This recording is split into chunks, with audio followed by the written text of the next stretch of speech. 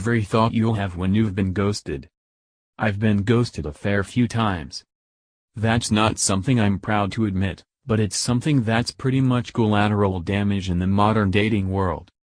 One minute you're splitting a bottle of wine on a date and sending each other back-to-back memes, and the next, they've dropped off the face of the earth. People on dating apps are lazy, and dumping someone you've only been out with a couple of times is a lot of effort. It's also very awkward. But, we're all too quick to ignore how bad it feels for the person on the other end when you don't put a finite stop at whatever's going on. So, if you're thinking about doing so, have a read of what goes through ghosting victims' head. Ah, the sweet taste of denial. You don't want to believe you're being ghosted, and you don't want to come across as a psycho. You leave it and leave it, until you send a totally nonchalant message about something you ate, saw on TV, retweeted. Surely they wouldn't never reply again. Something must have happened to them. And if so, you'd be mortified if the last thing you sent them was a casual picture of the Nando's you just had delivered. Tomorrow at noon, if they haven't got in touch, you'll send the "you okay?" That's enough time to look concerned and remind them you exist, but not be too needy. Although you're getting the WhatsApp double blue tick, there still could be a technical error stopping them from getting back to you. You might ask yourself whether the spark was there last time you dated. Maybe you should have slept with them earlier? Or later? Dating is hard. Even worse, still, is the thought that it might just be you.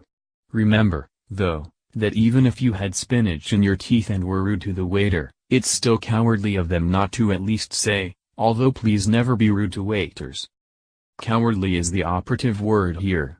It's not hard to send a text or make a phone call saying it's not right for them. No one owes anyone an explanation, but it's just common courtesy. Do they not care how this might make you feel? This is the time to go back through any moments you might have missed. Is it healthy? No. Will you do it anyway? Most certainly. You need to alleviate any confusion and work out if you thinking they were into you was just you being into them. Bumping into them will be a cringe, but maybe more for them than it will for you. You vow to stay away from anywhere they might frequent just instead. You probably know a sexual abuser. If you suffer from bloating, even number 039, time to swap the booze for kombucha.